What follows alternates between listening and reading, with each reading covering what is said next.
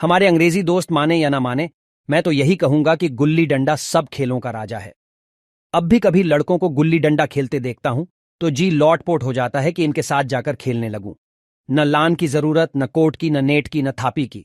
मजे से किसी पेड़ से एक टहनी काट ली, गुल्ली बना ली, और 2 आदमी भी आ जाए तो खेल शुरू हो गई। विलायती खेलों में सबसे बड़ा ऐब है कि उसके सामान महंगे होते हैं। जब तक कम से कम 1 सैकड़ा न खर्च कीजिए, खिलाड़ियों में शुमार ही नहीं हो पाता। यहां गुल्ली डंडा है कि बना हर फिटकरी के चोखा रंग देता है। पर हम अंग्रेजी चीजों के पीछे ऐसे दीवाने हो रहे हैं कि अपनी सभी चीजों से अरुचि हो गई। स्कूलों में हर एक लड़के से 3-4 रुपये सालाना केवल खेलने की फीस ली जाती है। किसी को यह नहीं सूझता कि भारतीय खेल खिलाएं, जो बिना दाम कौड़ी के खेले जाते हैं।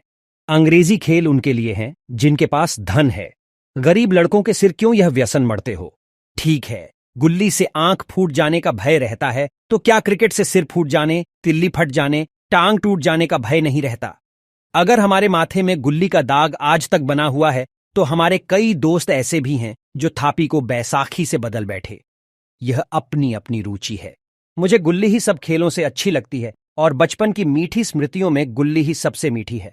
वह प्रातःकाल घर से निकल जाना, वह पेड़ पर चढ़कर टहनियां काटना और गुल्ली डंडे बनाना, वह उत्साह, वह खिलाड़ियों के जमघटे, वह पदना और पदाना, वह लड़ाई झगड़े, वह सरल स्वभाव जिसे छूत अछूत अमीर गरीब का बिल्कुल भेद न रहता था, जिसमें अमीराना चोचलों की, प्रदर्शन की, अभिमान की गुंजाइश ही न थी। ये उसी वक्त भूलेगा जब घर वाले बिगड़ रहे हैं, पिताजी चौके पर बैठे वेग से रोटियों पर अपना क्रोध उतार रहे हैं, अम्मा की दौड़ केवल द्वार तक है, लेकिन उनकी विचारधारा में मेरा अंधकारमय भविष्य टूटी हुई नौका की तरह डगमगा रहा है। और मैं हूं कि पदाने में मस्त हूं, न नहाने की सुधि है, न खाने की। गुल्ली है तो जरा सी, पर उसमें दुनिया भर की मिठाइयों की मिठास और तमाशों का आनंद भरा हुआ है। मेरे हमजोलियों में एक लड़का गया नाम का था। मुझसे 2-3 साल बड़ा होगा। दुबला, बंदरों की सी लंबी लंबी, पतली पतली उंगलियां, बंदरों की सी चपलता, वहीं झल्लाहट। गुल्ली कैसी ही हो, पर इस तरह लपकता था जैसे छिपकली कीड़ों पर लपकती है। मालूम नहीं उसके माँ बाप थे या नहीं, कहाँ रहता था, क्या खाता था, पर था हमारे गुल्ली क्लब का चैंपियन। जिसकी तरफ वह आ जाए उसकी जीत निश्चित थी। हम सब उसे दूर से आते देख उसका दौड़कर स्वागत करते थे और अपना गोइयां बना लेते थे। एक दिन मैं और गया, 2 ही खेल रहे थे। वह पदा रहा था, मैं पद रहा था, मगर कुछ विचित्र बात है कि पदाने में हम दिन भर मस्त रह सकते हैं, पदना 1 मिनट का भी अखरता है। मैंने गला छुड़ाने के लिए सब चालें चलीं, जो ऐसे अवसर पर शास्त्र विहित न होने पर भी क्षम्य हैं, लेकिन गया अपना दांव लिए बगैर मेरा पिंड न छोड़ता था। घर की ओर भागा। अनुनय विनय का कोई असर न हुआ था। गया ने मुझे दौड़कर पकड़ लिया और डंडा तानकर बोला, मेरा दांव देकर जाओ। पदाया तो बड़े बहादुर बनके, पदने के बेर क्यों भागे जाते हो? तुम दिन भर पदाओ तो मैं दिन भर पदता रहूं? हां, तुम्हें दिन भर पदना पड़ेगा। न खाने जाऊं, न पीने जाऊं। हां, मेरा दांव दिए बिना कहीं नहीं जा सकते। मैं तुम्हारा गुलाम हूं। हां, मेरे गुलाम हो। मैं घर जाता हूं, देखूं मेरा क्या कर लेते हो। घर कैसे जाओगे? कोई दिल लगी है?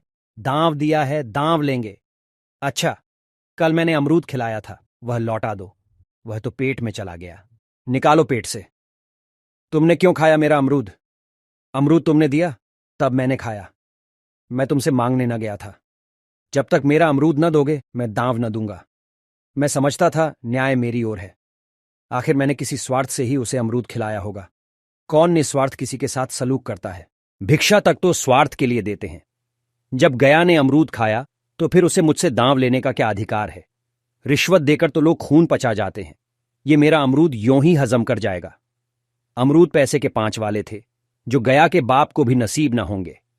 यह सरासर अन्याय था। वह अन्याय पर डटा हुआ था। मैं हाथ छुड़ाकर भागना चाहता था। वह मुझे जाने न देता। मैंने उसे गाली दी, उसने उससे कड़ी गाली दी, और गाली ही नहीं, एक चांटा जमा दिया। मैंने उसे दांत काट लिया। उसने मेरी पीठ पर डंडा जमा दिया।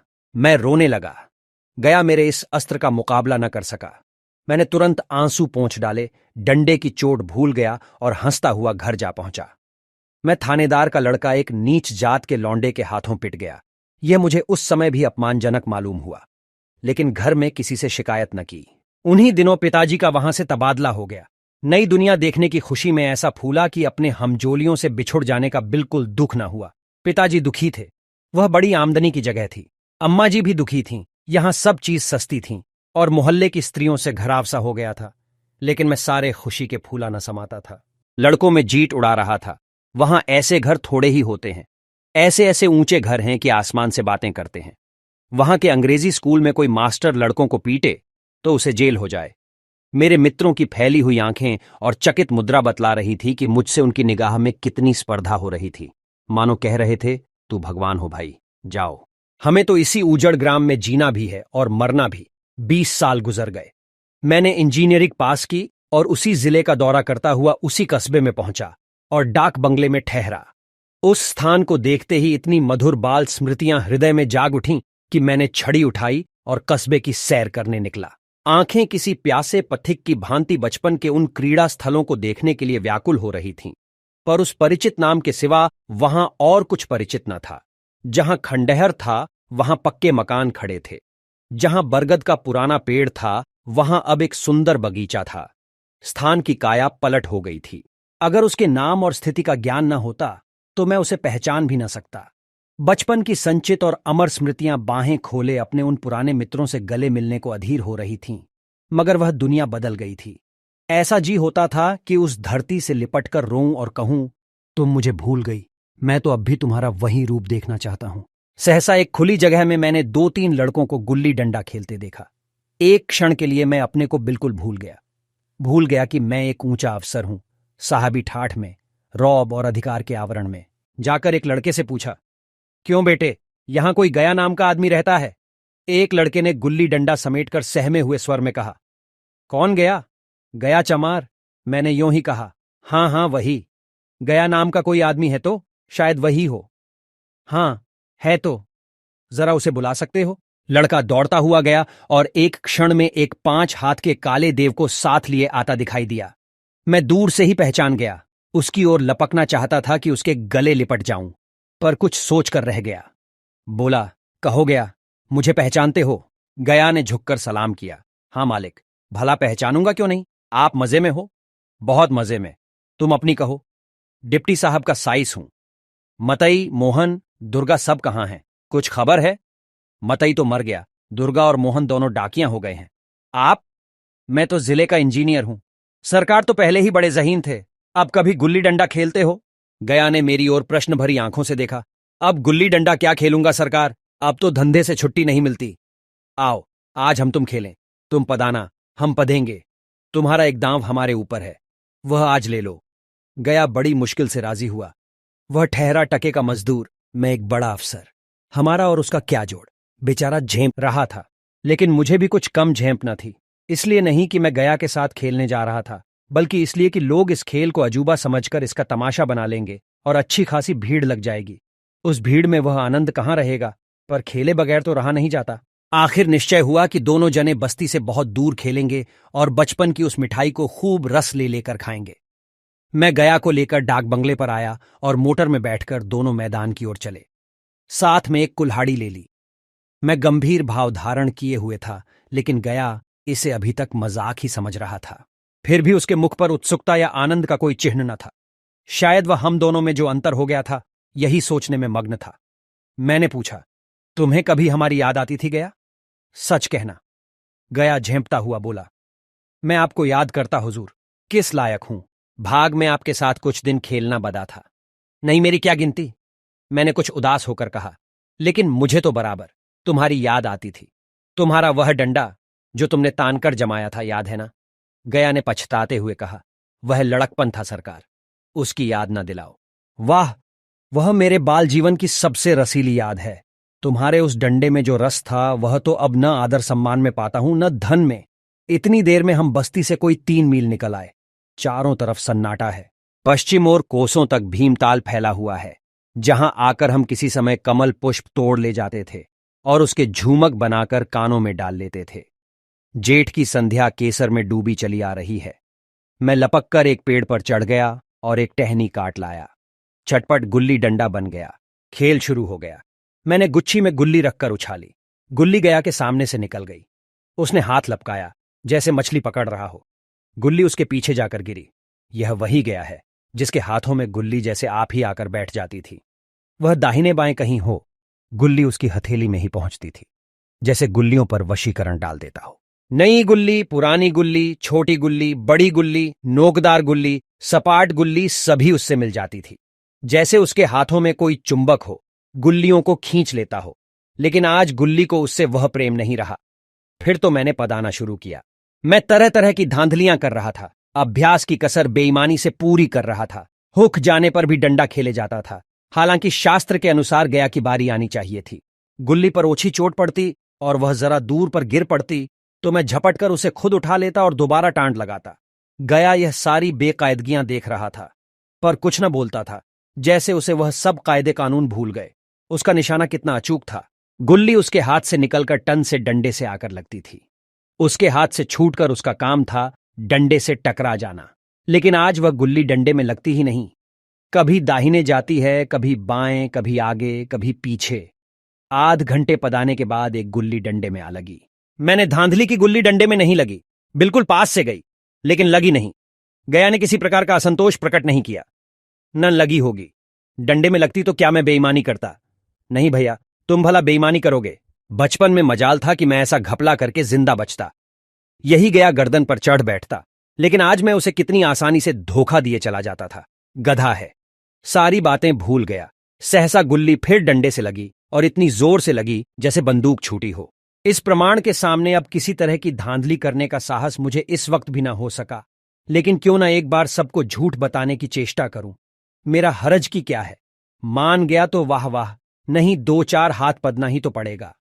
अंधेरा का बहाना करके जल्दी से छुड़ा लूंगा। फिर कौन दांव देने आता है? गया ने विजय के उल्लास में कहा, लग गई, लग गई।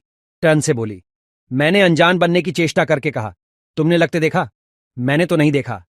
टन से बोली है सरकार, और जो किसी ईंट से टकरा गई हो। मेरे मुख से यह वाक्य उस समय कैसे निकला, इसका मुझे खुद आश्चर्य है। इस सत्य को झुठलाना वैसा ही था जैसे दिन को रात बताना। हम दोनों ने गुल्ली को डंडे में जोर से लगते देखा था, लेकिन गया ने मेरा कथन स्वीकार कर लिया। हाँ, किसी ईंट में ही लगी होगी। डंडे में लगती तो इतनी आवाज ना आती। मैंने फिर पदाना शुरू कर दिया। लेकिन इतनी प्रत्यक्ष धांधली कर लेने के बाद गया कि सरलता पर मुझे दया आने लगी। इसीलिए जब तीसरी बार गुल्ली डंडे में लगी तो मैंने बड़ी उदारता से दांव देना तय कर लिया। गया ने कहा, अब तो अंधेरा हो गया है भैया, कल पर रखो। मैंने सोचा, कल बहुत सा समय होगा, यह न जाने कितनी देर पदाए, इसलिए इसी वक्त मामला साफ कर लेना अच्छा होगा। नहीं नहीं, अभी बहुत उजाला है, तुम अपना दांव ले लो, गुल्ली सूझेगी नहीं, कुछ परवाह नहीं। गया ने पदाना शुरू किया, पर उसे अब बिल्कुल अभ्यास न था। उसने 2 बार टांड लगाने का इरादा किया, पर दोनों ही बार हुंच गया। 1 मिनट से कम में वह दांव खो बैठा। मैंने अपनी हृदय की विशालता का परिचय दिया। एक दांव और खेल लो, तुम तो पहले ही हाथ में हुंच गए। नहीं भैया, अब अंधेरा हो गया, तुम्हारा अभ्यास छूट गया। कभी खेलते नहीं? खेलने का समय कहाँ मिलता है भैया। हम दोनों मोटर पर जा बैठे और चिराग जलते जलते पड़ाव पर पहुंच गए। गया चलते चलते बोला, कल यहां गुल्ली डंडा होगा, सभी पुराने खिलाड़ी खेलेंगे। तुम भी आओगे? जब तुम्हें फुर्सत हो तभी खिलाड़ियों को बुलाऊं। मैंने शाम का समय दिया और दूसरे दिन मैच देखने गया। कोई 10-10 आदमियों की मंडली थी। कई मेरे लड़कपन के साथ ही निकले। अधिकांश युवक थे जिन्हें मैं पहचान न सका। खेल शुरू हुआ। मैं मोटर पर बैठा बैठा तमाशा देखने लगा। आज गया का खेल, उसका निपुण्य देखकर मैं चकित हो गया। टांड लगाता तो गुल्ली आसमान से बातें करती। कल की सी वह झिझक, वह हिचकिचाहट, वह बेदिली आज न थी। लड़कपन में जो बात थी आज उसने प्रौढ़ता प्राप्त कर ली थी। कहीं कल इसने मुझे इस तरह पदाया होता तो मैं जरूर रोने लगता। उसके डंडे की चोट खाकर गुल्ली 200 गज की खबर लाती थी। पदने वालों में एक युवक ने कुछ धांधली की। उसने अपने विचार में गुल्ली लपक ली थी। इस पर दोनों में ताल ठोकने की नौबत आई है। युवक दब गया। गया का तमतमाया हुआ चेहरा देखकर डर गया। अगर वह दब न जाता तो जरूर मारपीट हो जाती। मैं खेल में न था, पर दूसरों के इस खेल में मुझे वही लड़कपन का आनंद आ रहा था जब हम सब कुछ भूलकर खेल में मस्त हो जाते थे। अब मुझे मालूम हुआ कि कल गया ने मेरे साथ खेला नहीं, केवल खेलने का बहाना किया। उसने मुझे दया का पात्र समझा। मैंने धांधली की, बेईमानी की, पर उसे जरा भी क्रोध न आया। इसीलिए कि वह खेल न रहा था, मुझे खेला रहा था, मेरा मन रख रहा था। वह मुझे पदाकर मेरा कचूमर नहीं निकालना चाहता था। मैं अब अफसर हूं। ये अफसरी मेरे और उसके बीच में दीवार बन गई है। मैं अब उसका लिहाज पा सकता हूं, अदब पा सकता हूं, साहचर्य नहीं पा सकता। लड़कपन था, तब मैं उसका समकक्ष था। यह पद पाकर अब मैं केवल उसकी दया योग्य हूं। वह मुझे अपना जोड़ नहीं समझता। वह बड़ा हो गया है, मैं छोटा हो गया हूं।